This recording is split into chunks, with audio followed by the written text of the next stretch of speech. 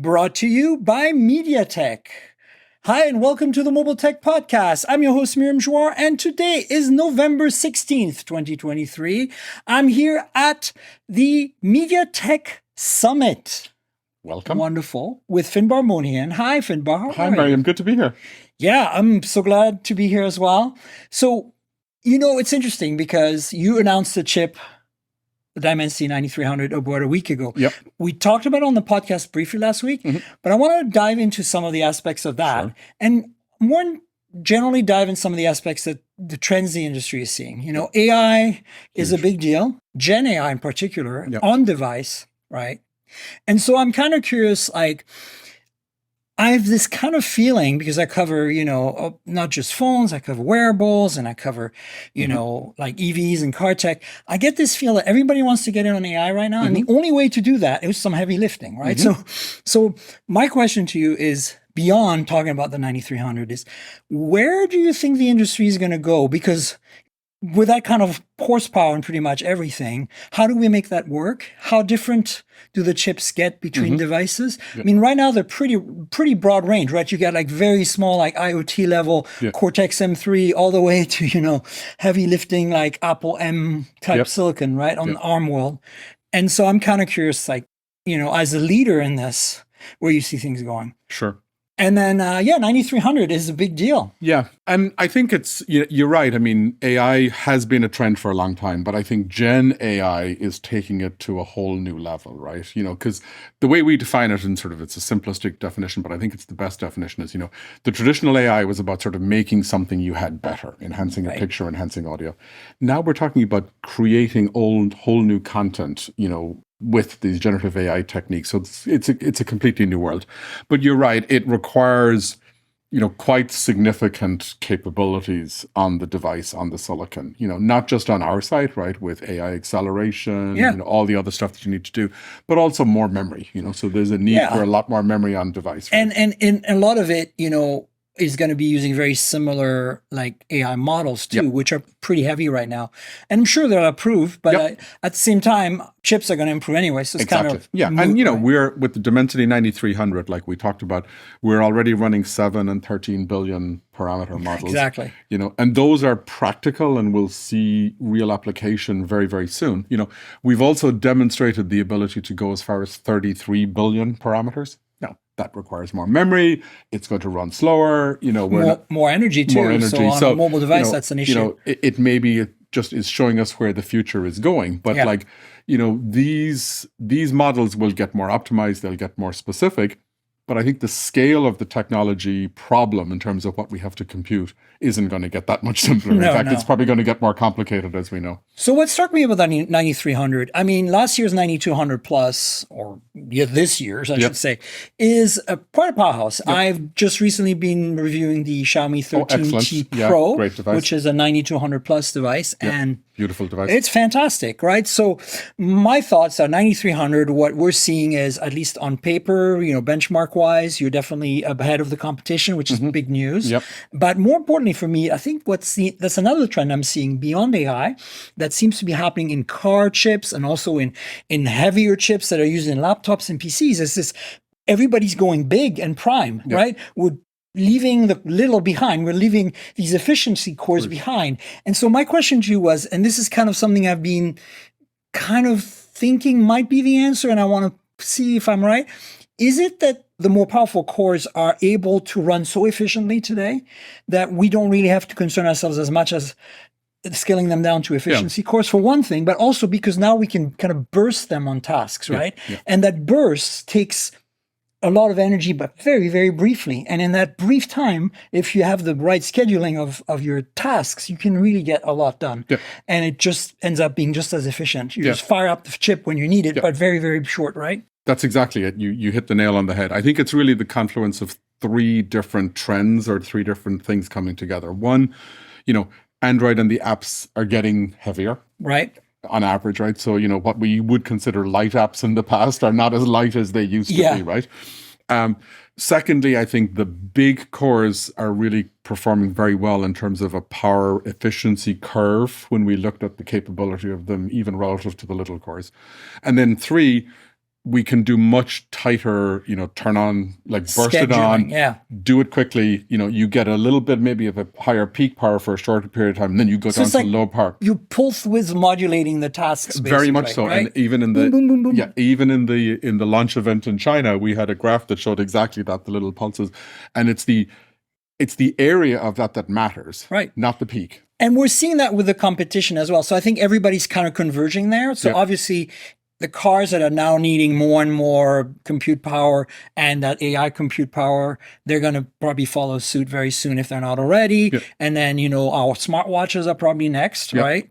And then who knows? What else do you think? So at the event today, our CEO, Rick, talked about this trend of, high performance computing systems. Right. And he talked about the need for heterogeneous computing. So CPUs, GPUs, right. DSPs. Everything specialized. Everything specialized, right?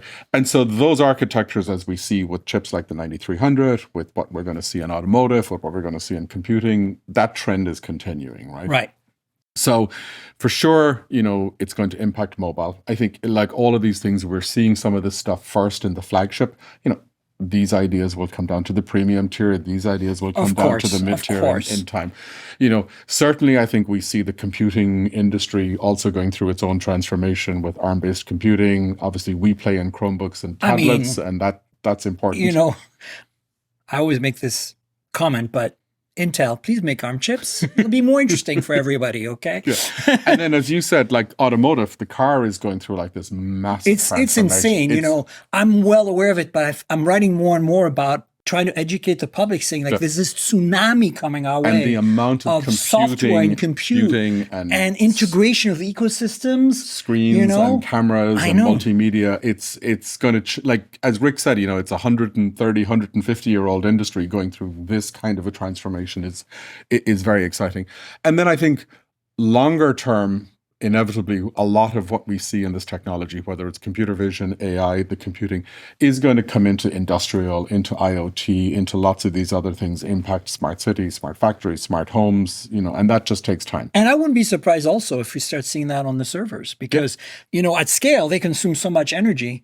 So, ARM has really improved that. Yep. But now having this kind of ability to pulse these larger cores makes it even more efficient. Yep. Some cloud stuff is heavily sustainable, but some of it is just, we just need something right now. And then it just works really well. Probably true. So I think this is the trends I'm seeing. And I feel it's very exciting, actually. I think that, every time you guys come out with a new chip, some new fun, exciting stuff comes out. But I feel like when I see the whole industry kind of moving in one direction like this, I'm like, oh yeah, we're up to something. And this is really kind of cool. And Rick talked about it today. Like, Rick, obviously a veteran of the semiconductor industry, our CEO. He's been at TSMC, MediaTek for a number of years now. I know, it's incredible. Right?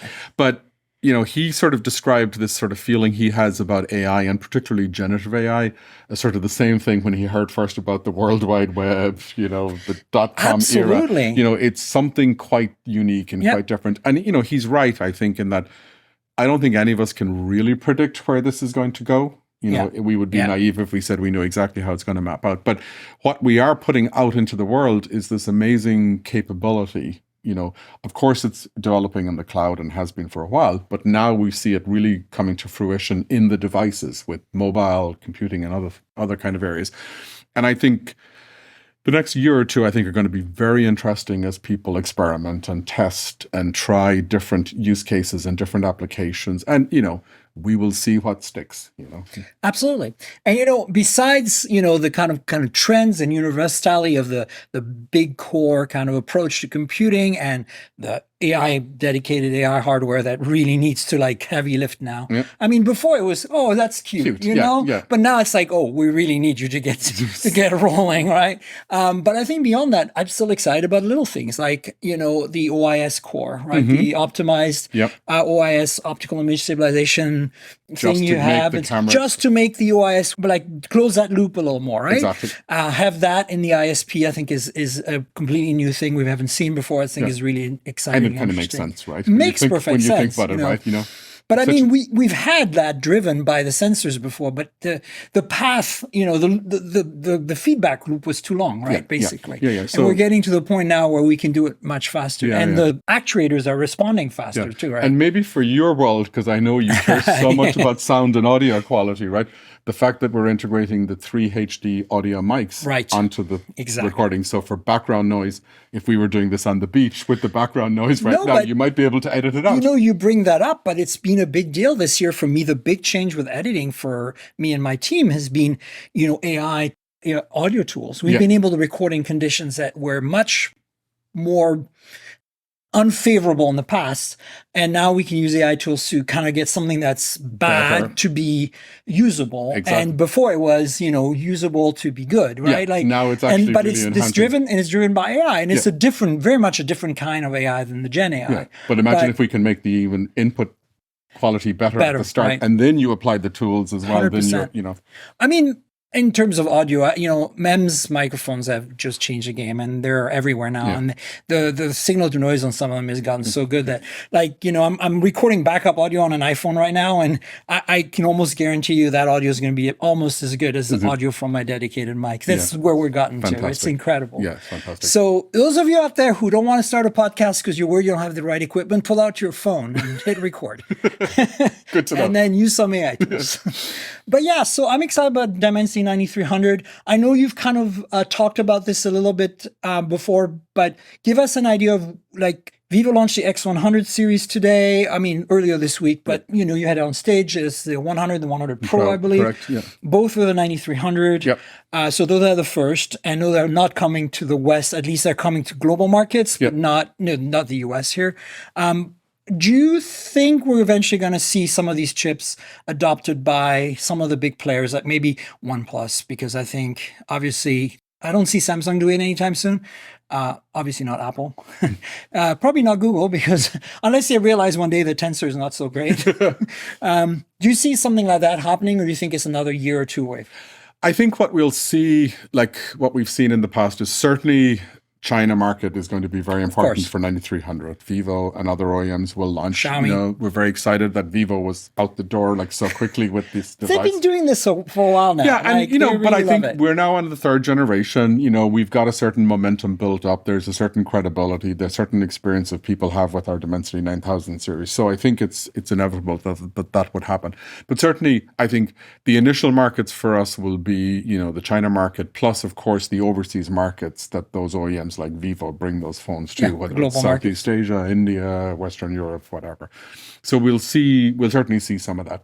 I think your question is always more specific to the US market, and I know, and I realize you have to deal with the carriers, so it's a whole, and it's a kind of a different ecosystem, exactly. But it certainly would be nice to see more high-end phones coming. It's just I don't see it in the near term. Yeah, unfortunately. But I do have a Moto in my pocket right now, the Moto X 2023 with a Dimensity 7050 or 7080, I can't remember which, and it's fine. So I mean, not that it wouldn't be, but I'm just saying it's nice to see that Moto is coming up with like a $599 higher tier device, and it's like, okay, we're giving you, and the same way as they introduced the first millimeter wave 5G phone last year, right? Yeah, exactly. So it's still happening.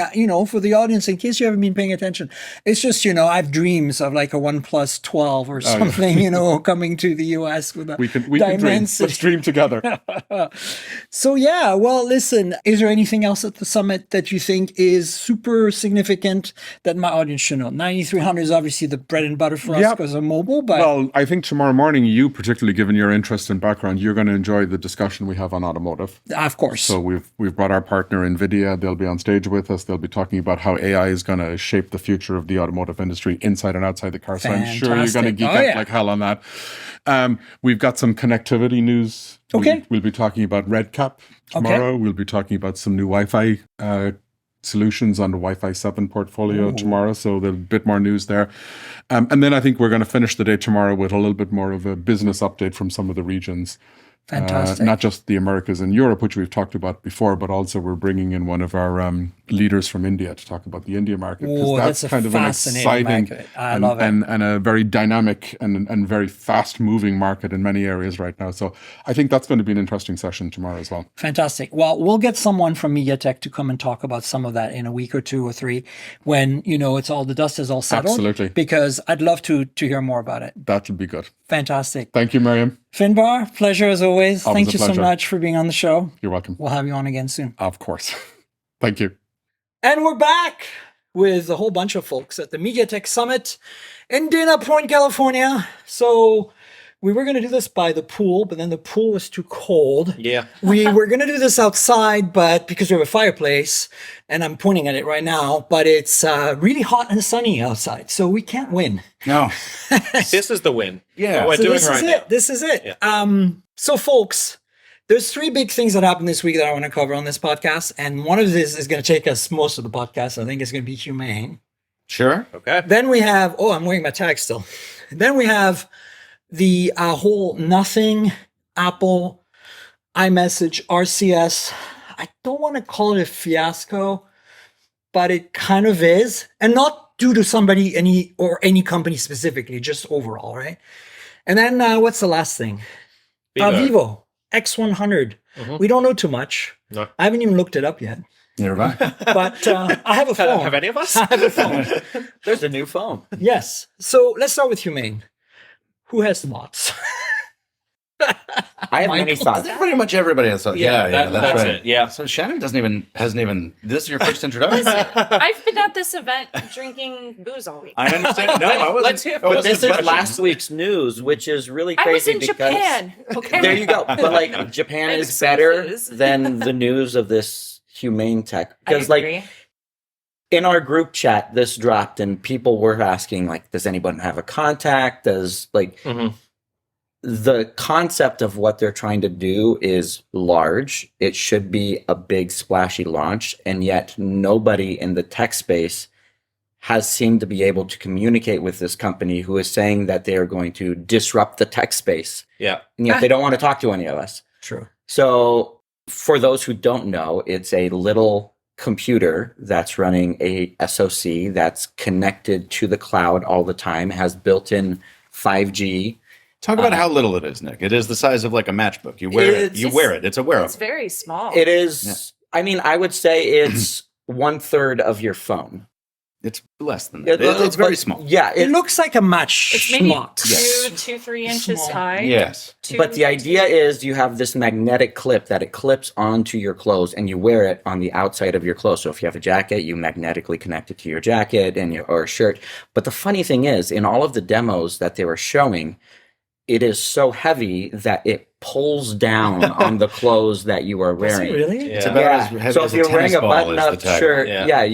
it's this weight of a tennis ball. So imagine putting a tennis ball into the front pocket of your shirt, and it just pulls down on your shirt. Shannon, maybe you can go with me on this. I've been wearing Star Trek communicators for 20 years. Yes. Some of them are heavy. I don't have a problem with it. Same. Yeah. I got my a little Bluetooth shirt. one is kind of heavy. Right? See, But that's what are I'm they talking tennis ball heavy? about. No, they're not. Well, actually, yeah, the metal ones are. Yeah. But that's fine. You get over ones it, are. especially if you're. But a lot of those heavy come with jack. actual pins, like pin backs. so Right. you can This is a pin it magnetic in. one. But Yeah. if it's magnetic, yeah, you do have that pulling sensation. Yeah. I think Which the- does not look great on women's outfits when you're wearing Yeah. a Or costume. men's outfits, like any like. I think I the have weight sex. of the device is probably the least of Humane's concerns. Though. Yeah, Yeah. So let's actually, So they position this device in a lot of different ways. Of it's not a replacement for your smartphone, but you don't need a smartphone anymore.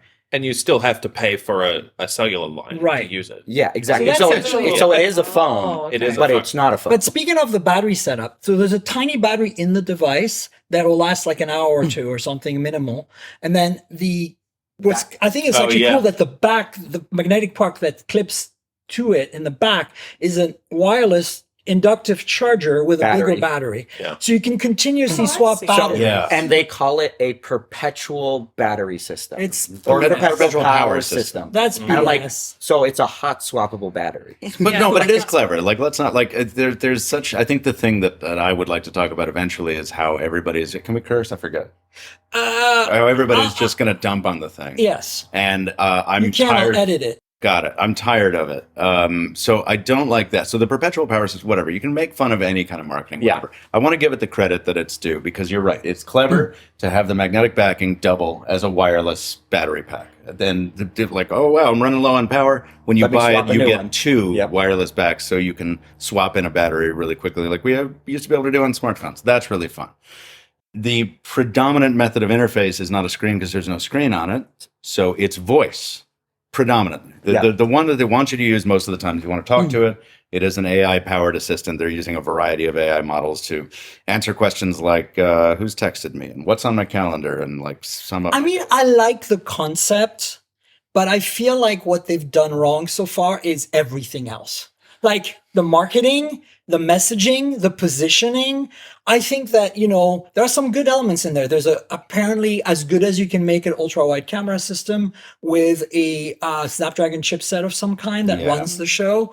Obviously, it has some sort of like laser projector on there that projects stuff on your hands. So you hold up your left hand and then it projects an interface on it. Then you can manipulate that interface. It's by moving monochrome, your hand. gestures, right? Yes. That's kind of interesting. It's monochrome. Like there's a lot of interesting concepts in there.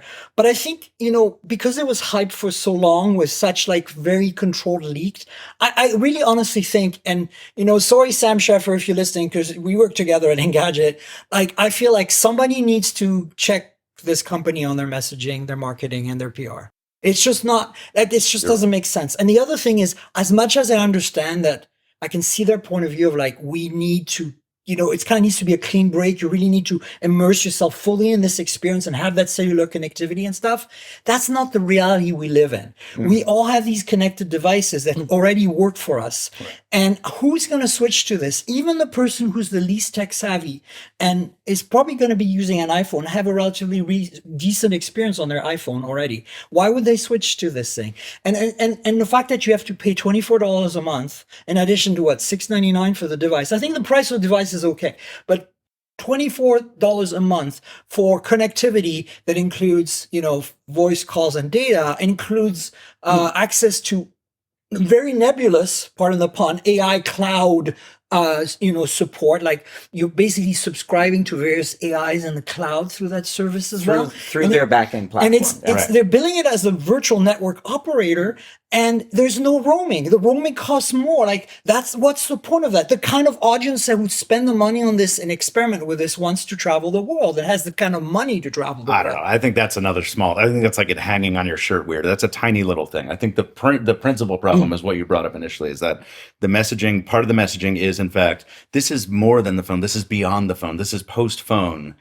But at the same time, because of the inherent limitations of it, and because people are very happy with their phones, they had to walk that back in the actual messaging and the actual interviews and be like, a reporter asked them, I forgot whether it was New York Times or whatever, it was like, so do you personally not use your phone anymore? And they're like, no, I use my phone differently, but I still use my phone.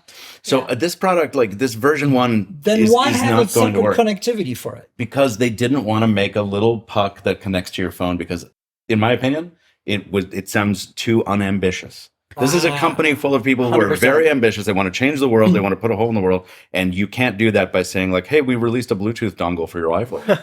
But like from a concept standpoint of what the gadget actually is and what they are trying to achieve, kudos to that, right? The idea, the concept is really good. Yeah. This is a Gen 1 device in essentially a brand new category. We've seen similar types of devices that have done similar types of things, but the fact that they're relying on AI and a whole different type of compute method here, I really applaud them, but it is a first generation device, and these things that we're talking about are first generation device issues that are always going to come up. But we're never going to get a product that solves every one of these issues, just like the original iPhone came out and all the issues with the very first iPhone, that like you don't have apps, like this does not have apps. They have back end. Well, that's a big selling point in their book. But if you want to listen to music, you have to have a Spotify subscription. No, Tidal. Oh, Tidal. Tidal. No, oh my God. I believe it's a premium Tidal subscription. Okay. So like you can't even do your own music or anything like that. Like the whole concept is completely different than what we're typically used to. But we are controlling. Is this thing the question $6.99? Yeah, $6.99 or $7.99 depending on the colorway. What? Yeah. Sorry. It's a lot. But the question it is, should be $500. Like $6.99 is a lot of money. I guess. Like Guarantee you they're losing money at $7.99. Yeah, probably. Go ahead. The question is, like, in 5 years, we'll have been iterating on the smartphone for 20 years. Is the 5th generation of this device, if that ever comes to fruition, going to be enough to, like, convince people to switch from their smartphone? I don't think it's enough, but I think the 5th generation device, I think where foldables are right now, we're pretty much on Gen 5 of foldables, We're right? finally Yes. there. I just did my review of the OnePlus Open, and I called it the best foldable ever. And it's the device that I would actually use now as a foldable. Up until then, every time I used the foldable, I was like, I'm done with it. Yeah. But that's a device I can finally use, and we're at Gen 5. Yeah. I don't know if with that we get there in 5 generations. It could proceed a lot quicker. It could be slower. I don't know. It's completely different than what we know as a smartphone, right? Yeah. Michael will be proud of me. The OnePlus Open is the first folding phone that I've used that is a book-style folding phone that made me want to use a book-style folding phone. Until now, welcome to the I club. was not into it. Hell yeah. I was into the flip phones, but this was it. This was it. Finally, I got something that I wanted. 100% agree. Yeah. But like it takes But it took 5 generations to get there, Yeah. I get kind of creeped out every time I hear about like some kind of new product that's using some kind of like brand new cloud platform for AI or whatever. It is So I creepy. just looked up their But it's the privacy Silicon policy. Valley, darling. It's very creepy. I just By looked up their default. privacy policy. Oh boy. So apparently, if you use it for photo, video, audio, and communications information, they collect all of that, incling metadata. Okay. Photos, videos, audio Yeah, recordings. you or you are ceding to them e.g. all your- text messages. Mm-hmm. They Oh, collect boy. all of it, including Sense. associate. But I mean, how is that much that's different just from phones. using an Android phone? Like, I feel like I have to agree to that to use anything on a. Well, at least my most stuff is Android phone. encrypted, Yeah. not to iPhones. Mhm. We'll get to that. We're going to talk We'll get about to that that. next. Right. I mean, yeah, no. I mean, I think that there's a lot of questions that are just really basic and I was going to say primitive, but it's just principle. Like, you know, there's no authentication mechanism on device that we can see. There's no fingerprint scanner or like palm reader or something. Also, if I take it if off your somebody shirt, rips it off your shirt, can they access go your ahead and data. just start using So it? here's what actually interesting about that. You set up everything for your like account, your persona, your whatever On your in online- the cloud. Yes. And then you scan a barcode with the device and it enables, it's kind of basically like kind of Chromebooks, you know? You lose, remember that demo on stage where they literally smashed a Chromebook with a hammer? Pick up And in the another middle one. of a sentence and they picked up another one, they logged in.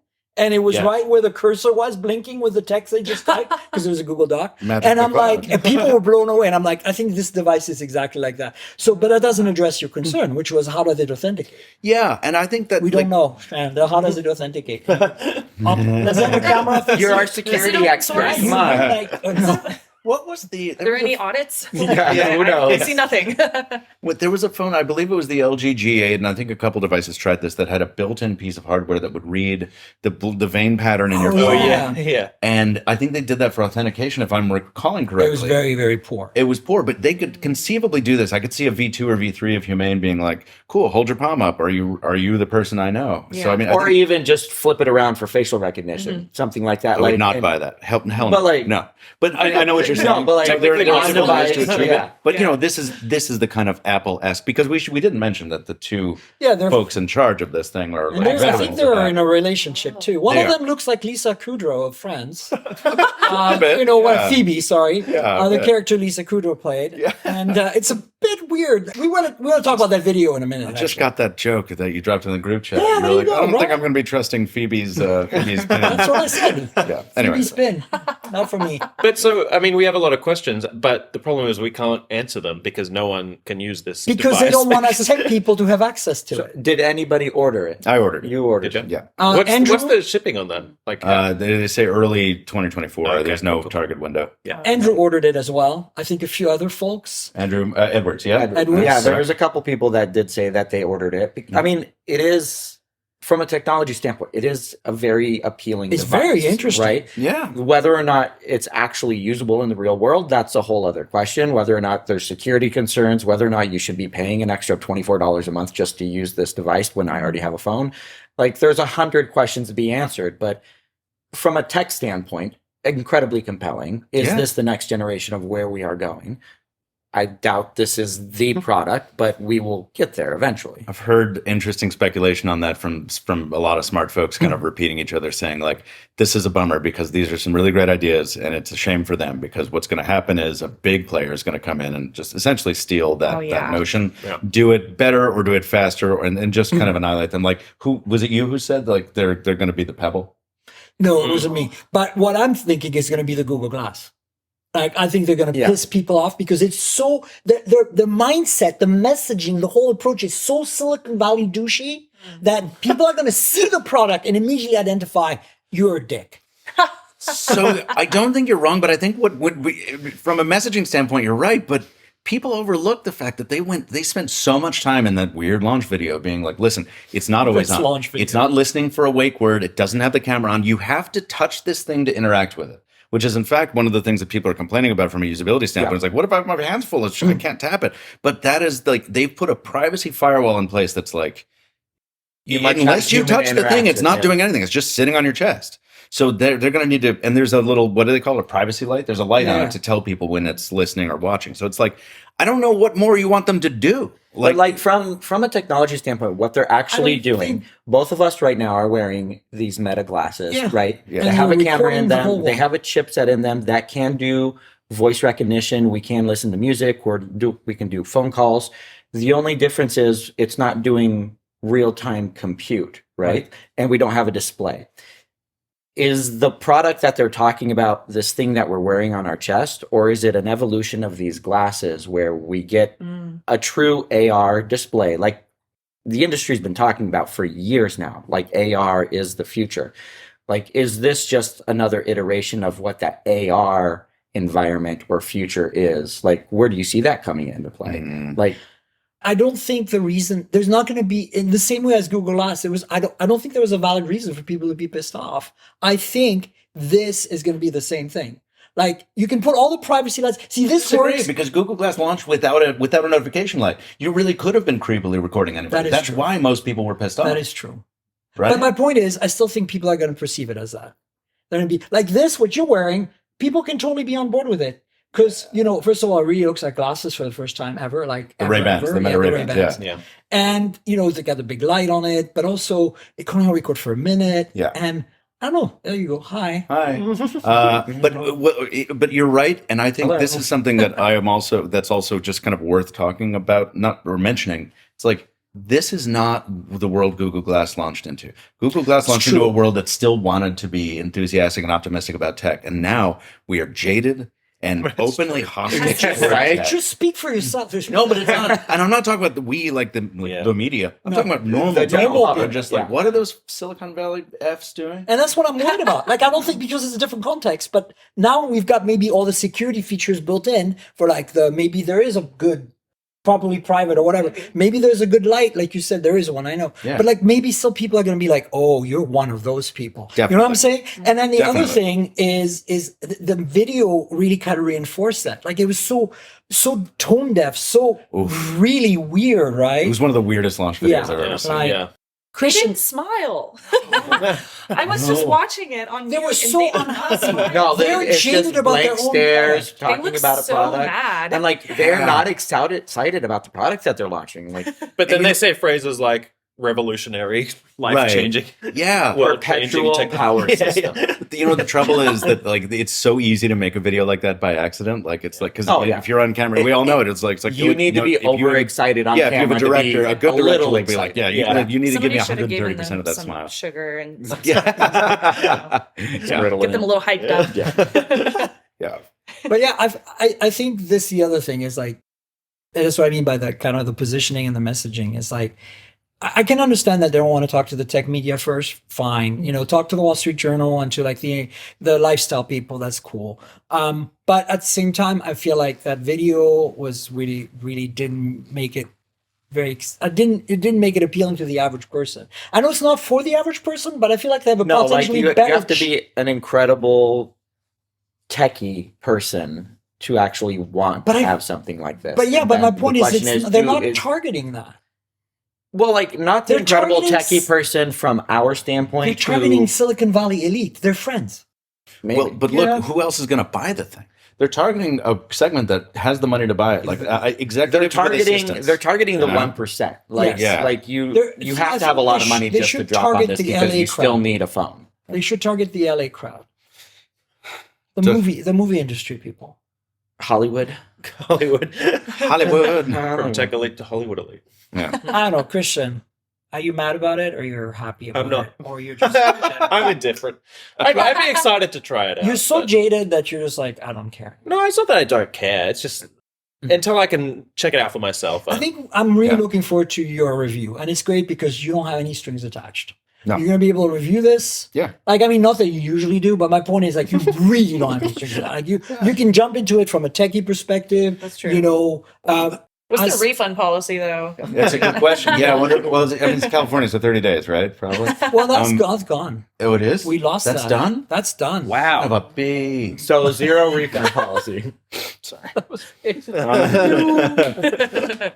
No, but I think, like, to go back to the jaded thing, like, it's like, we were having a discussion on the Humane launch day, a few of us, and I found it remarkable that so many people were like, "Not going to buy it, not going to cover it. This is a POS, like whatever. I can't wait to watch it fail." And I'm like, guys, it's a much more interesting story. Like, sure, like, will you provide more value to a reader or a viewer by doing Moto G Stylus 18 review? Sure, whatever.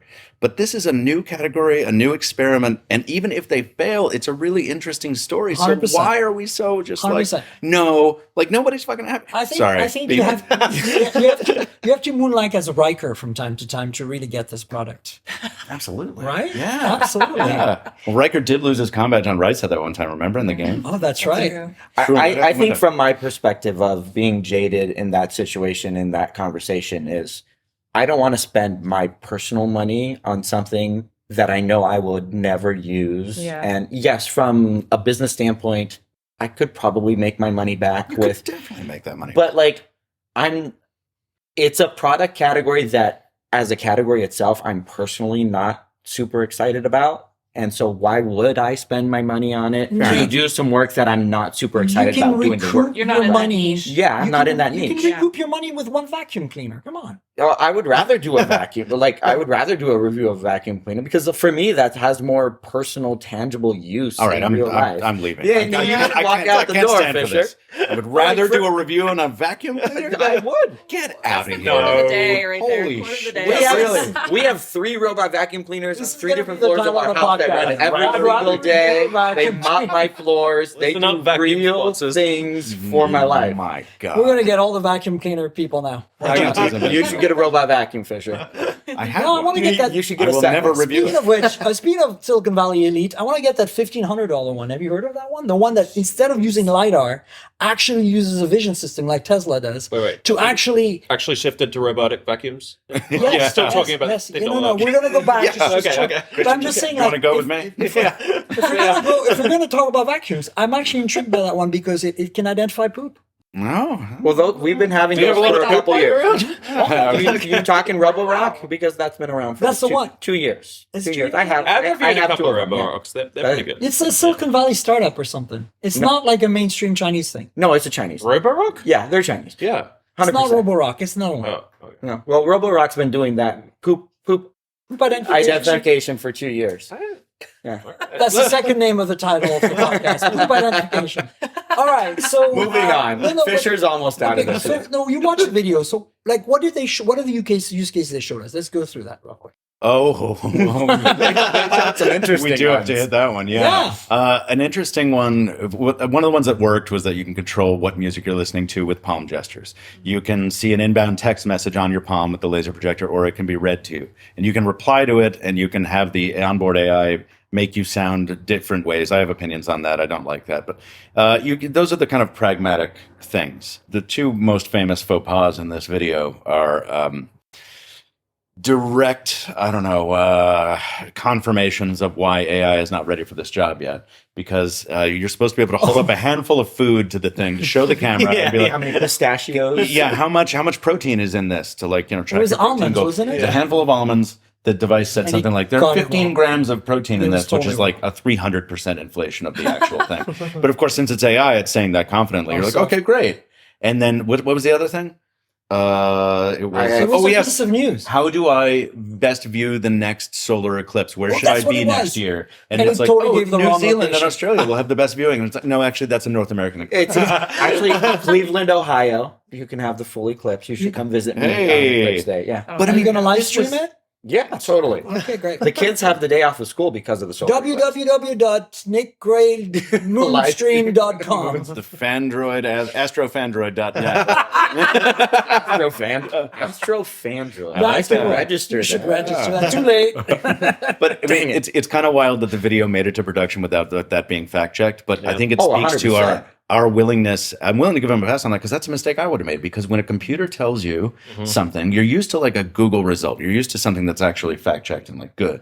But See AI a will couple just, options. as many have said, will confidently lie to you because it's hallucinating or because it sucks. See, my gut feeling about that video was that they walked in the office that morning, the morning they made the announcement. They're like, we need to make a video, guys. Let's set up. And then they made the video because that's exactly what it feels like. And then because I mean, with modern equipment nowadays, like, I don't think it doesn't look to me like they used any lighting. They just had normal. No, they had lighting and everything. It was a good production. It looked fine. It didn't look like amazing. they had rehearsed. That's what I'm saying. They didn't rehearse. That's I don't know. I mean, the video is beside the point. The thing is, like, the device will, in its current state, apparently, just tell you wrong stuff. Yeah. And that's where we are with AI right now. So is it too And then early? we have to worry about all the privacy and security issues. Shannon, what would be your first concern if you were like kind of like extrapolating on what you know so far, the little you know Well, so you far? mentioned that it has to be connected. Okay. So is that like a proprietary connection? Like, It's- so what's it's it going? it's like an MVNO through T-Mobile. Gotcha. Okay. Yeah. So it's a concern that it's connected all the time because I'm wondering if somebody could remotely unlock it without you gesturing to it, or if there's ways that somebody could connect to it and steal your photos, which apparently they collect all of. So there's data collection concerns that I have, and there's encryption concerns because I haven't seen anything about how they do any of that. Right. Yeah, so for the photo collection thing, the reason why they do that is because there's no connection to your smartphone. So every Yeah. photo you take, the way you access it is through your web browser in the cloud. You have every photo and video. So how's it being stored? Yeah, so that's very good security Is it questions. end to end encrypted? Like, Who knows? Yeah, yeah, Who knows? we don't Yeah. know. Gonna need details on all that. For Yeah, sure. I wouldn't even purchase one to test or review and connect to my home network until I understand what their protocols are. Yeah. And if they haven't posted any of that stuff publicly, and if there's no like third party audits, if there's no vulnerability reports, then I have concerns. And those are all things that are super valid, and I think every consumer should be concerned about because that's your data, that's your personal Yeah, data. Those On are your the kids' plus pictures, side, like, it does all not that connect stuff. to Bluetooth or Wi-Fi in your home that you know of. It is a Snapdragon That you know chipset. of. It's a Snapdragon chipset, so it could have a Wi-Fi chip and a Bluetooth chip. It has Wi-Fi. It Oh, definitely has they Wi-Fi. talked about it? Yeah, it has Okay, Wi-Fi. And so it has then- Bluetooth because you can use earbuds with it. Oh, right. So then you have to worry about it. Because who knows, like somebody could hack into it and connect to your home network from the 5G connection. There is a little Bluetooth dongle that was made by hackers that can man in the middle Bluetooth. Was So, that the like, flipper? No, No, that's the it's a different RF. one. That's RF, right? Yeah, like Flipper. Ubertooth one. And Oh, then there's, of course, the wow. Wi-Fi Pineapple, which disclaimer I worked on. So Did like you? these are things. Really? Yeah. Yeah, that's Yeah, fascinating. it's a I Hack didn't- 5 thing. Oh, yeah, of course it is. Duh. Oh, stupid. Where you been on my life? Oh man, I'm not good at keeping up with YouTube. No, but the flipper, by the way, can we Yeah, the flipper. can we do it? I want to do an episode on that because I've never touched You one, wanna but it talk seems about like it a for 5 wild minutes? thing. I don't know if we have Tangent time. number one. Oh, because I want to Wait, learn no, about tangent it one was properly. vacuum. Dude, I Tangent haven't number touched one two. either. You haven't touched one either, really? Oh, like I've touched other We should people's probably buy flippers, one which before sounds kind of sounds Headline a little number valid, 3. Like, sounds a little weird, but yes, I have touched other people's flippers. We should probably buy one before they get banned. Yeah, Yeah. probably. I'm tempted to just pay the 100. What is it? $120? It's not that much. Yeah, it's not bad. Yeah. It's inexpensive. And also enough I can- that how How are they every going to app has ban one. it? I mean, I'm looking forward to unlocking my Tesla without having my key. It's great. Yeah, that's the thing. Sure. Indeed. No, it's just the freaking charging flap you can unlock because it's a dumb non-authenticated RFID where like you push Yeah. the button on the charging Is it a rolling code? wand and it opens the door for you at a supercharger. So you Oh, don't have to like okay. manually go in the app and unlock the car or anything. Yeah, You yeah. just go like click and then That is pretty cool. so it would like if there were 3 Teslas very close by, they'd probably all move because I don't think it's any kind of like there's no special. It's super low power. Yeah, and just to that's make also sure. why I think Yeah. the flipper can do it because it's like there's no authentication of any kind. Anyway, so any other thoughts on Humane? I'm interested to see where it goes. Just It- gonna say this is the like- part of the podcast where somebody says it'll be interesting to see what happens. But like I like I wish that I do want to see Michael's review on it because I can't wait. Thank you. I trust your Then I can't wait reviews. till you bring You it always down. have an interesting take, but you also make sure to call them out when they miss the mark. Yeah. And But you do it respectfully. Thank you. We've all gathered here to compliment Michael. Yeah, I know. I'm like, all right. Just felt you needed a bit of a pep talk. So stay tuned for Mr. Fisher's review. But I am super eager, and I think one of the things we do have to say is like you come into any review with your own biases, right? With your own preconceptions, your own, and mine. It is genuinely the thing. Like it sounds like a joke, but I've wanted a comm badge. I wanted a proper Star Trek comm badge for all my life, and we got the dinky Bluetooth one that wasn't very good. Yep. And now we are getting one that's like a proper piece of the future. Not a future that we'll probably inhabit. 3D print the actual comm badge and put it on top of it. I've got a bunch of stickers ready for it already. Yeah. Once they miniaturize it a little more. Awesome. Did you get a black one so it kind of fades into your clothing? Yeah, the black one with the chrome trim. Nice. The Equinox version. Oh, that's the closest you can get to a tricorder. Chrome and black. Try comm badge. Oh, excuse me, try comm Because badge. Discovery combined them. Oh, that's right. And it even projects. Anyway. That's all. We'll talk about that when Next on the podcast. Nerding out. Yeah. Star Trek. My producer is very amused right now. Off screen, by the way. For those of you watching on Patreon, we do a video version of the podcast. So if you want to help me out, patreon.com/TNKGRL. And you get it before the audio version, before everyone else. Lucky. Anyway, so the next thing I want to talk about is kind of like Apple/Nothing/iMessage/RCS. There's been multiple news coming in through this week, and it's been a bit of a fiasco. And I don't mean that specifically as saying like somebody screwed up. I'm just saying like it just seems to be like this like I don't know. It's just a mess. What is everybody's first take one? on The first news let's go was through it. Nothing announcing a version of their chat app that will support iMessage. Okay, and how are they doing that? Well, they're using a service called Sunbird, which is has been similar- previously announced and been in alpha/beta for a beta. while. And there's another one that people have been using before too, right? Beeper. Beeper, yeah. Right, so it's similar to Beeper. But Sunbird is a bit different to Beeper in that it communicates with iMessage through its servers instead of you having to set up your own Okay, server. that's kind of scary. Yes, it is. So they have Mac Minis in the sky. They have Mac Minis in the sky. I like to say the sky because it's much better. They have Mac Minis in the sky. You purportedly log in with your own Apple ID, hopefully in a secure way with their Mac Minis, and it creates an instance of iMessage running on that Mac Mini. Yes. And then, boom, magic. Yep. You have an iMessage relay. So And I've had why access do to you record Sunbird with for your a while. Pixel when you have glasses on. Sorry, because I'm doing a Pixel ecosystem video. Please continue. So I've had access to Sunbird for a while. I regret logging into Sunbird. Oh boy. However, I haven't been hacked yet. Okay. I do not recommend accessing Sunbird with your main Apple account. Maybe set up a new Maybe one or build one. something. Yeah. But it works well, but a lot of security implications. So I asked point blank, Jane, who's awesome, a PR lady at Nothing. I said, hey, like, how secure is this? Because I want to try it out. I have a Nothing phone too. I've got an Apple ID. She goes, we've checked. We've made this good. We're confident. You can go ahead. Just use. All you need is download the APK later this week from the Play Store. It only works on Nothing phone. Somebody has actually already proven that. And you can then use your Apple ID, and you'll be able to any messages coming to your iMessage will come into your phone. And then we find out. Today, right? Yeah. Today, Since you're doing the history, continue. Well, I haven't read up on all the news, but No, it but seems it's like fine. Give us Sunbird's backend is another service called Blue Bubbles that is apparently not so secure. Not end-to-end You're encrypted. using HTTPS to transfer the login ID. Oh no. Oh, HTTP. Yeah. They're using HTTP. Not HTTPS. HTTP. HTTP. Yeah, not S, not Do encrypted. they No, but know just- it's 2023? Maybe they I'm think it's assuming 2003. they don't. It's 2003. Coincidentally, today was also the day I logged out of my Sunbird instance from In unrelated. I Yes. believe you. Yeah, so someone did some digging in the code in the back end to see where the messages were floating through, and they came across the app was HTTP and whatever the app that they were pushing the Oh no. protocols through. And So so it's not even secure. Like everything's just out and open in the web. So Wait, and they- everything is transmitted with no, HTTP or just, the for Apple the ID? authentication. the authentication, Oh. like The your password and password login. and login. Oh no. Oh yeah. Yes. Oh. And that's so awesome.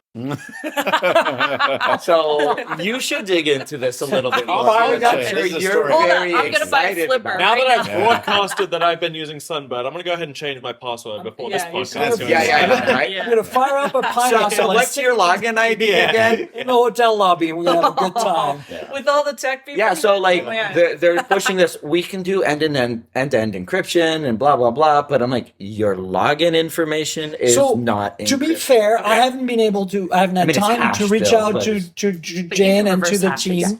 I haven't had a chance to reach out to nothing to find out. This is what we're getting is reported by people. Can you tell? Can you give us a comment? Yeah, I mean, we just Have we saw seen this a comment? information within the last couple Yeah, hours. exactly.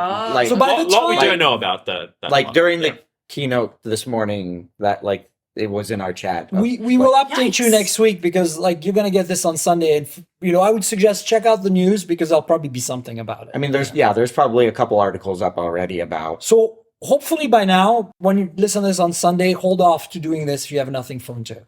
But maybe the push to use iMessage everywhere won't be as important soon, given Yeah. the fact Yeah, that we but have other messaging news. Exactly. So what's the other messages? You're giving us the timeline here.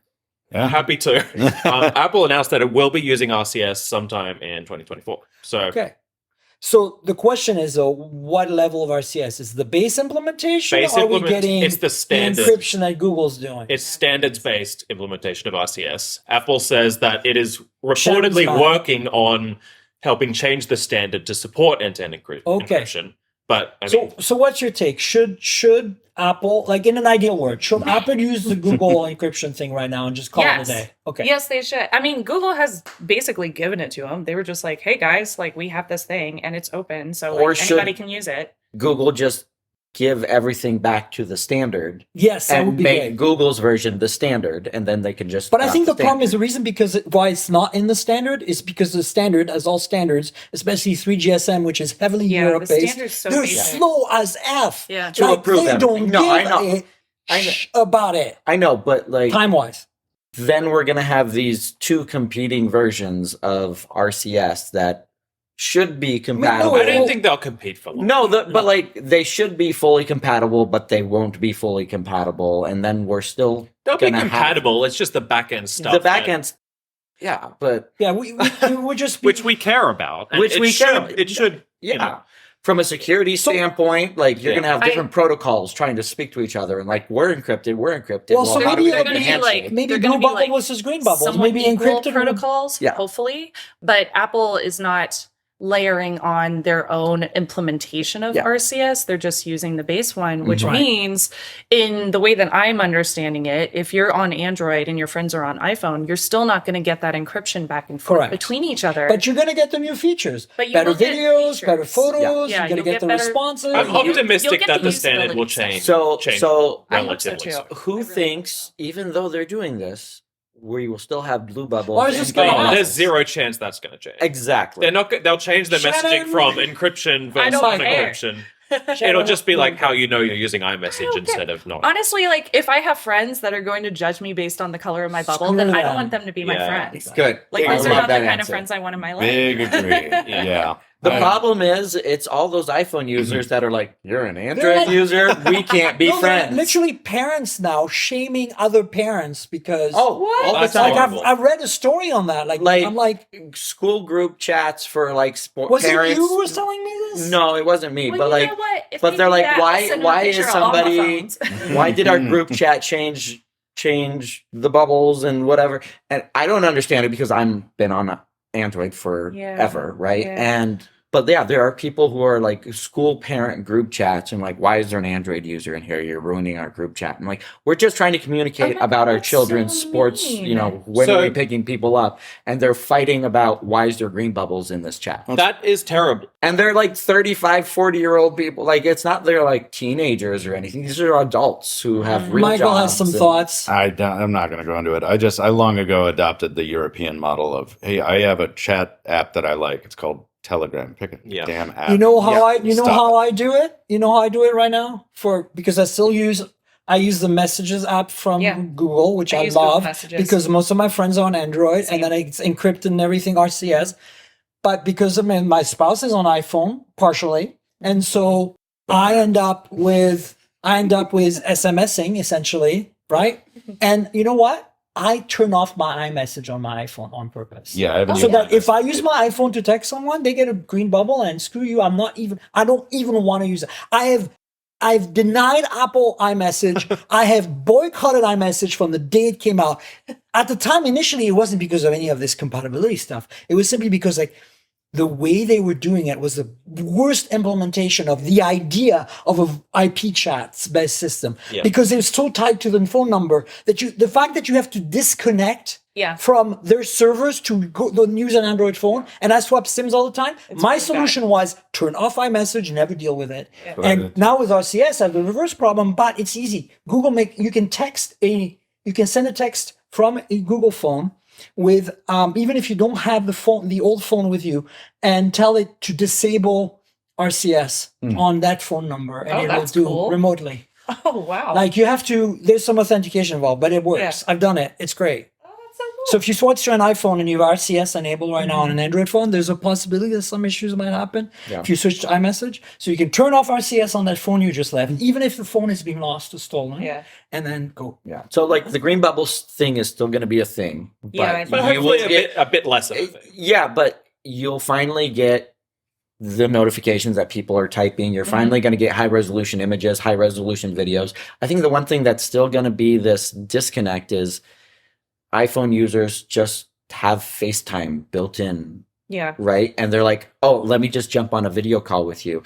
And as much as I would love that to not be an issue, it is, because on Android, we really don't have it unless we have a third-party service. Heaven forbid we miss out on the chance to convert a convenient text conversation to an annoying phone call. But like, get effed. Case in point, I have 2 children this week that are home alone. And usually when I'm traveling, I call my wife and we do a video call, say goodnight to the girls and everything. And we got here the first night, we're like, oh, we should do a video chat. Oh, they don't have a Telegram account. I couldn't video chat my children because we haven't installed Telegram on their devices. They're not using Telegram because we do RCS or whatever. But like, it was something like, we haven't done it, and it's not built into the core platform like it is on iOS. It's a major problem. It is. But like, It is. But like, it's a simple an added speed bump. It's an added and that's speed bump. all you need for people to be like, oh, that's kind of annoying. I wish I like had for that us, I'm like, choose what I have you're 7 absolutely apps that I can do video calls on. My children don't have 7 apps that they can do video calls on. Like it's just an extra thing, but. I'm shaking my head because this is a problem. And I'm just like, wow, like how annoying is it for, like right now, the fact that when I text, Theo a photo on their iPhone from my Android, it's crap image quality. Yeah. And so I actually text them on their Android phone because we both have messages by Google, and it's perfect then. And they can actually download the photo and use it for something. But I'm curious how group messaging will work for me too. Because that is a big pain point. It should not be an issue. Hopefully. What I'm hoping, and I think this is not going to happen because I think Apple wants to spite people. Android users, not people, just Android users. I think that my hope was that blue bubble would be encrypted, green bubbles would be non-encrypted. I don't think that will. And I don't think it's going to happen. No, but because setting aside the color of the bubbles, if they use RCS encrypted eventually, which whether they use the standard or Google's solution, like say 2 years from now, that maybe all the bubbles will turn blue. Who knows? No, the bubble will never turn blue. Like it's going to be, this is an iPhone user, this is a non-iPhone user. They're still going to have that distinction. Like you're talking to somebody in the group versus talking to somebody outside the group. They still want to make sure. It drives me nuts. Such a North American thing. Oh, 100%. Because the rest of the world just uses WhatsApp. You're angry now. I'm resigned and sad. And I'm lamenting sad. the future of society. I want to point out that 10 years ago I did a podcast with probably some of you where we bitched about this whole messaging thing on Android already. Yep. Because you know what? Google didn't put in the work. No, that's exactly right. I think we have to, it's very easy to get annoyed at Apple for this. And by the way, Apple did, in my opinion, misuse or kind of co-opt a standard. 100%. I would have, I can't support that. However, they did deliver a much improved messaging solution to their customers. So everyone's happy, and that's why it's annoying. Google has had umpteen opportunities to solve this problem. And umpteen they apps to do screwed it up so many times, and to your point, either never put in the work or never had the will to see the work completed. And guarantee you, 10 years ago on that same podcast, we were talking about fragmentation in Android, and we thought the thing that was going to kill like Android was that like they didn't get software updates fast enough. Yeah. Nobody saw this like perfect storm coming, where it's like,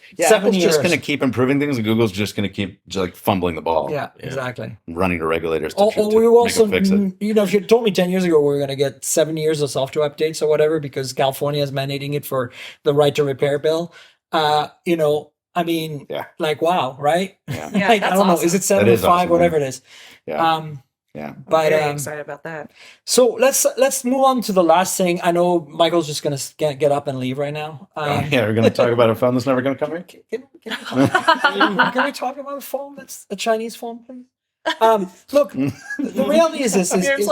Can I just preface this real quick? Okay, we're at MediaTek Summit. This is a MediaTek Dimensity 9300 equipped phone. This is the chip they just launched a week ago, covered on last podcast, and I just have the first 15 minutes of this show are all about that chip with Finbarr Moynihan of MediaTek. It's really awesome. Listen, we didn't get into the technical details of the chip, but more like, where are the trends of all these chips becoming AI centric? Because basically even the low end chips now are going to have AI components that are super powerful. Yes. Right. And so we're like the 9300 is also the first chip that has like all big cores. And I think that's the direction we're going with, Snapdragon X Elite, with M chips, like the latest ones from Apple, they're all big cores, right? Yeah. So this phone, the Vivo X100 and X100 Pro. We don't have a Pro Plus yet, and if there is, it'll probably be Snapdragon, but those two are MediaTek Dimensity 9300. And the X series to me is important because it's the flagship from Vivo, but it's always been, since the X50 series, a really, really good camera phone. Like, their camera systems on that are, like, for a while there, like, I feel like they were in the top 5 camera systems on any phone. And they're using like a... They have Zeiss. Zeiss is a partnership. Yeah. So I've got some quick specs here, so we can kind of like, discuss, debate, whatever. I got to find these specs now, of course. Start with the hinge. There's no hinge. Zero hinges. Fisher's armor. You're out. Okay. So really quickly, invisible hinge. 6.7-inch display, LTPO. 120 hertz, of course. It's 1260, so it's a 1.5K display. Android 14. Oh, Fun Touch. Oh boy. Why do they Fun Touch OS? They still call it Fun Touch. Their OS is called Fun Touch. I'm gonna leave that alone. Yeah. Okay, Dimensity 9300. We've got 256 gigs of storage up to 1 terabyte. 12 gigs of RAM up to 16. Cameras. 12 megapixel f1.8 main. With OIS and laser autofocus, we don't know the sensor. 50 megapixel f/2.5 periscope telephoto, 4.3 times optical OIS, and so 23 millimeters for the main, 100 millimeter, which is roughly 4.3 times for the tele, and then another 50 megapixel ultra wide. Ooh, an ultra wide at f/2.0. That's kind of cool. 119 degree field of view, 15 millimeter autofocus. Probably does macro. And we've put Michael to sleep. No, that's not. Front camera is 32 megapixel. We've got a battery that's 5260 with 100 watt wired and 50 watt wireless. That sounds pretty flagshipy to me. Yeah, I mean, they've always delivered with their high-end devices. The problem is we never see them in the US. They really don't have a huge presence in Europe either. They even don't seem to the reviewers as much as they should. Correct. I never got the X90. I've gotten all the previous ones. But they have big, massive market share in China. Mm-hmm. The problem is there's just a disconnect with this phone and Western markets, and so it's hard to judge it from that standpoint because the operating system is built for the Chinese market. Yeah. Just like those of us who got the Oppo Find X6 Pro, an amazing phone built for China. And you can tell when you just turn the phone on. You have to actually install Google stuff separately. To Michael's point, where's the hinge? If this had a hinge, it would be a much more interesting device just because as I said, I just gave the OnePlus Open a rave review from my perspective, and this is the same family BBK group. And from the design aspect, it's got the massive camera module, circular camera module on the back. This could make a good foldable device with the same performance or even better performance with the new Dimensity chipset. But yeah, we're not going to be seeing it in the Western markets, and so who knows? Did you played with the Vivo folding phone, the most recent one? Not the most recent one because it was a step back. It was. Really? Yeah, it was a lower end. It wasn't, but in my opinion, it had just fewer features worth talking about. Watch Nick fly. Nick's like, Nick, I'm do you outta here now. want to quickly tell people about your stuff real quick? Yeah, Fanroid? sorry, I'm running out. I have another meeting, but I gotta go. if you want to follow me, I'm on Fandroid.com or youtube.com/Fandroid or all the other places on social media as well. With a PH. PH, yeah. PH. Android. Feel free to climb on the bed. I will climb over the bed. It's been a pleasure. Thank you guys for having me. Likewise, bud. Thanks.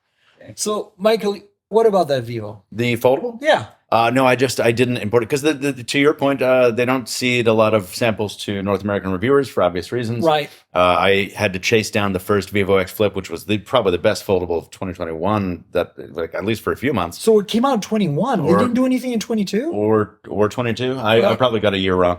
And it was great. But then I saw Ben Sinn's coverage of the new one. And I was a little disappointed, right? Yeah. And I looked at the specs and I was like, this is the problem. Because even in foldables, we're getting to a point where it's like, okay, we are all familiar with the experience that a foldable brings. It is very different, much more exciting than a slab. But if you're looking generation to generation with the same manufacturer, look at Fold 4 to Fold 5 on the Samsung front. It's like, I still haven't figured out a way to tell that story because it's not interesting because it's just an iteration on what came before. Yeah. So Samsung is already on my list of annoyances in general. And then on top of that, I make a phone that's evolutionary. I give it good marks in my review on Hot Hardware because I'm like, because it's genuinely a good phone. You cannot say it's a bad phone. Very mature, a very complete, very solid, but very difficult to tell. And if you're a the story. Samsung user, it's fantastic. Anyway, but also they held the mic for too long. They sat there. They were like, you know what, we got something that works, and we're not getting a lot of pressure. So now that we're in a world where Pixel Fold and OnePlus Open exist in North America, now I think Samsung's going to feel the pressure to actually do something. This thing and this thing, I love them both. Shannon, folding phones. What's your take? I love folding phones. Yay! Yeah, I do. I have a few folding phones. Which now. one do you use? The When you Pixel use Fold is my number one folding Right. phone. I love it. Just Good like you call. do. It's just so good. I love that the front display on it is wide enough that I can actually do things on it. I like the love that I passport can be form factor, productive yeah. on it. Yeah, it feels like I'm holding a passport. Exactly. Yes. Like it's the same size as my wallet, and I can still fit it into like girly pants, and it covers up most of the phone, so it's not too tall. I love that about this. I can put it in my back pocket, and it's comfortable to hold, and it's kind of lightweight. It's still heavier than like most of my phones. It's pretty heavy to me, but I'm it's- not a fully phone person. So It's not super heavy. It's not bad. Like, it's not bad. Here, for a this is a foldable. OnePlus Open in a case comparatively. OnePlus Oh, yeah, Open. okay. That was a lot. Same lighter. thickness, but yeah. OnePlus No, Open changed The my- lenses, I love that they didn't sacrifice a lot of quality when Yeah, it came to the it's lenses true. when they It's introduced great. it. And you see like Samsung coming out with phones that have like potatoes in their foldables. And I just can't do potatoes in lenses. Like they should be in stews, not Especially in phones. because you use an S23 Ultra, and that's one of the best camera phones. Christian, thoughts on Vivo and general foldy phones? General foldy phones. I also reviewed the Open and the Pixel Fold, and which the one's your Open is favorite? Open, hands down for me right now. I think for me it's the form factor that's I perfect. need For to other try that. people, the Pixel Fold. Could we form all factor agree maybe that this better. is the best OnePlus phone Yes, ever? no question. Yeah, I mean, definitely most interesting. And it's not just that they made it lighter and completed the thought on the hardware thing, but they introduced new ways of using the software. The software is great. I mean, I was waiting in line for a ferry the other day and doing 2 social media posts at the same time while watching a video, and I had everything running at the same time on that canvas. Yeah. And it was perfect. Yeah. It was I lovely. love that.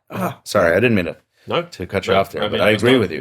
yeah. It's a wonderful product. Let's see if they can continue to hold that thought leadership position next year. And most importantly, I feel like, hopefully I can add wireless charging to make it a complete package somehow. Yep. Even if you have to put it on a sideways charger, like in the, I don't care. Like it'd be fine to me if I could just, Make anyway, it Qi 2. we'll see how it Qi goes. 2. That'll be easy. There you go. Yeah. Exactly. Maxing. Bunk. All right. Well, let's wrap up. Michael, you want to tell people where they can find you on the internet and Please, stuff? yeah. The Mr. Mobile for YouTube stuff. TheMRMOBILE. And Captain Two Phones on Threads. I was about to say Twitter, but I mean, The they just had socials. another bad day. On the today. socials. Yeah, let's Oh, not man. talk about Let's them. not. Captain Two Phones on Threads. Shannon? Apple suspended their advertising today because Yes. Musk, And Musk retweeted made somebody, something very he's anti-Semitic. not interested in human rights, Yes. that kind of stuff. Yeah, Speaking of potatoes, he's a potato. he's a potato. He's the equivalent of a potato camera. Yeah. There you go. So, social. No comment. Yeah, fair enough. You're social. Yeah, I'm Snubs, but I promise I won't snub you. On Instagram and other places on the internet, and on YouTube, I'm Shannon Morse, spelled just like my name is spelled, like Morse code. So, tech reviews, security, and privacy. That's my main thing. Yeah. Cool. And the YouTube channel is awesome, so check it out. Thank you. I love it. Okay, Christian, where are you at? I'm just around. You can see me. I'm freelance. I write about cars for Digital Trends. I write about phones for BGR. I write about all sorts of stuff for all sorts of people. And you can find me on social, Christian DeLuba. Here's the thing you guys Just should copy know. the name from the notes of this podcast. Don't try to spell it. Here's the thing you need to know about Christian. Christian and I share essentially, because we get them one after the other in some random order, the review cars, because we're both based in the Bay Area. Oh, that's funny. So we look at each other's Instagram. It's like 1 week it's me, next week it's same car, right? Yeah, absolutely. And I'm like, you left your ice cream in here. That has never happened. No, it's never just to be happened. clear. I've left chocolate in a Lucid Air once. Ooh. Did you? Yeah. And I wish and I it was found it. sad. Melt? I don't know if they found it. I They're told them pretty good about at cleaning it. They never got back. No, like a completely unused, unopened chocolate bar that we went and bought in Petaluma, and then we forgot in there. Theo was so sad. So sad. But the point I'm making is that it's you, me, and Roberto Baldwin, who writes for Engadget and others, that are in the Bay Area sharing the cars. So That's cool. check out Christian's content. You know where to find me on the internet, folks. I'm at Tank Girl, TNKGRL, like the comic book character Tank Girl. Drop all the vowels. That's my handle on all the things, the Evil X and Threads. I'm really doing more and more Threads. It's really good. It's good. They're Yeah, conversations great. there. Insta, of course. Blue Sky, maybe. I don't know. People are there. I'm there, but it's not really taken off. And then, of course, the podcast is at mobiletechpodcast.com. We're on all the big platforms, so please subscribe and tell your friends. And, also there's a channel for YouTube. Have you heard of this YouTube thing? I don't know. YouTube.com/mobiletechpodcast. You know how YouTube works. Like, subscribe, tell your friends, click the bell, comment about the podcast, chat with me there. And if you want kind of a special treat and you want to help me out, there's a Patreon, as I mentioned halfway through. Patreon.com/TankGirl. That's Patreon.com/TNKGRL. We've got a Discord channel there. We've got access to the video version. It comes out a day or two in advance with sometimes extra content and bloopers and fun stuff. And then, if you can support me, that'd be great. There's also a link in the show notes that you can click through to go to PayPal and give me a donation if you want to do that instead. And finally, I want to thank our sponsor, MediaTek. Today I'm recording in sunny Laguna Beach, where I've spent the week at the 2024 MediaTek Executive Summit. MediaTek powers nearly 2 billion connected devices a year and is a market leader in developing innovative systems on a chip, SoCs, for mobile devices, home entertainment, connectivity, and IoT products. And I want to thank everybody here for being on the show. Nick as well, he left. Thanks, Michael. Thanks. Thanks for having Shannon, us. and thanks, Christian. Happy to be here. Yep. Absolutely. I love how we've been doing these group podcasts at events, and there'll be more folks, of course. So stay tuned. We'll have another show next week. Until then, cheers, everybody. Cheers. Bye.